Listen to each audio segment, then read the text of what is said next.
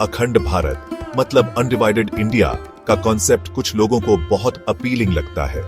इसमें आज का इंडिया, पाकिस्तान, बांग्लादेश और कभी-कभी और भी जगहों को मिलाकर एक यूनिफाइड इंडियन सबकॉन्टिनेंट की कल्पना की जाती है। यह आइडिया उन लोगों के दिलों में गहरी जगह बनाता है जो इसे ग्लोरियस पास्ट की वापसी के रूप में देखते हैं।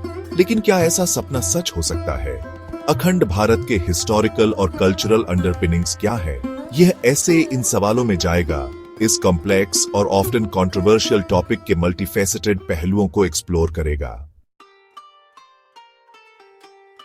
एक यूनिफाइड इंडियन सबकॉन्टिनेंट की यर्निंग की हिस्ट्री और कल्चर में गहरी जड़ें हैं।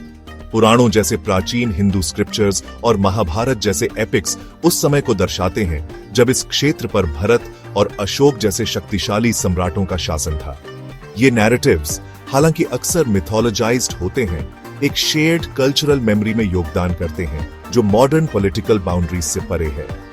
धार्मिक ग्रंथों के अलावा मौर्य साम्राज्य की विरासत जो 3री शताब्दी ईसा पूर्व में अधिकांश उपमहाद्वीप में फैली हुई थी, को अक्सर अखंड भारत इन प्रैक्टिस के उदाहरण के रूप में उद्धृत किया जाता है।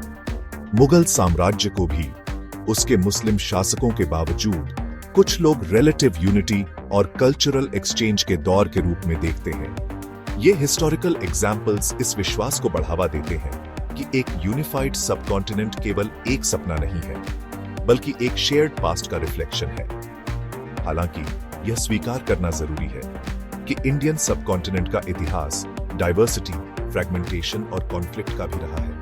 साम्राज्य उठे और गिरे, अपनी अलग अलग संस्कृतियों और पहचान वाले राज्यों और रियासतों का एक पैचवर्क छोड़ गए। 7वीं शताब्दी सीई में इस्लाम के आगमन ने इस क्षेत्र की रिलीजियस और कल्चरल कॉम्प्लेक्सिटी को और बढ़ा दिया। इसलिए जबकि अखंड भारत का विचार एक शेयर्ड हिस्ट्री पर आधारित है, यह पहचानना जरूरी है कि यह हिस्ट्री मोनोलिथिक नहीं है। यह विविध स्ट्रैंड से बुनी गई एक टैपेस्ट्री है जिसमें से प्रत्येक उपमहाद्वीप के कल्चरल फैब्रिक की रिचनेस और कॉम्प्लेक्सिटी में योगदान है। अखंड भारत को समझने की कोई भी कोशिश इस न्यूआंस्ड और मल्टीफैसेटेड पास्ट से जूझनी चाहिए।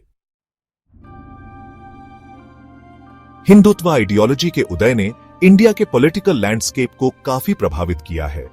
हिंदुत्व हिंदू पहचान और राष्ट्रवाद पर जोर देने के साथ हिंदू राष्ट्र के विचार को बढ़ावा देना चाहता है। इस आइडियोलॉजी ने अखंड भारत के कॉन्सेप्ट को और ज्यादा फोकस में ला दिया है। अक्सर इसे एक ऐसे गोल के रूप में पेश किया जाता है जो एक यूनिफाइड हिंदू सिविलाइजेशन के विजन के साथ अलाइन करता है। हालांकि इस पर्सपेक्टिव के क्रिटिक्स भी हैं। कई लोग तर्क देते हैं कि हिंदुत्व के बैनर तले अखंड भारत के लिए पुश मॉडर्न इंडिया की सेक्युलर और प्लूरलिस्टिक नींव को कमजोर करता है। यह रिलीजियस मिनॉरिटीज के मार्जिनलाइजेशन और डेमोक्रेटिक वैल्यूज के क्षरण के बारे में चिंताएं पैदा करता है।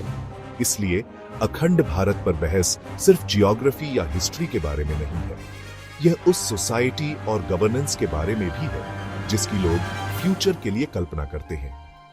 इस बहस को समझने के लिए एक न्यूआंस्ड अप्रोच की जरूरत है जो कॉन्सेप्ट के हिस्टोरिकल, कल्चरल और पॉलिटिकल डायमेंशंस पर विचार करे। यह एक ऐसी कॉन्वर्सेशन है जो आइडेंटिटी, सॉवरेंटी और नेशनहुड के स्वरूप को छूती है। जैसे जैसे इंडियन सबकॉन्टिनेंट विकसित होता रहेगा, अखंड भारत का विचार निस्संदेह पैशनेट डिस्कशन और डिबेट का विषय बना रहेगा। अब आइए अखंड भारत के विचार के इर्द गिर्द चैलेंजेस और क्रिटिक्स पर बात करते हैं। क्रिटिक्स का तर्क है कि ऐसा विजन ज्यादा आइडियलिस्टिक है और इंप्लीमेंट करना मुश्किल है। वे अलग अलग कल्चरल, लिंग्विस्टिक और रिलीजियस डिफरेंसेस की ओर इशारा करते हैं जो इन रीजन्स में मौजूद हैं। कुछ का यह भी मानना है कि इस कॉन्सेप्ट को आगे बढ़ाने से इंस्टेबिलिटी और कॉन्फ्लिक्ट हो सकता है। इन पर्सपेक्टिव्स पर विचार करना जरूरी है ताकि इसमें शामिल कॉम्प्लेक्सिटीज को पूरी तरह से समझा जा सके। जैसे जैसे हम आगे देखते हैं, अखंड भारत का फ्यूचर कॉम्प्लेक्स और अनसर्टेन बना हुआ है। यह आइडिया कुछ लोगों को इंस्पायर करता रहता है जबकि दूसरे स्केप्टिकल रहते हैं।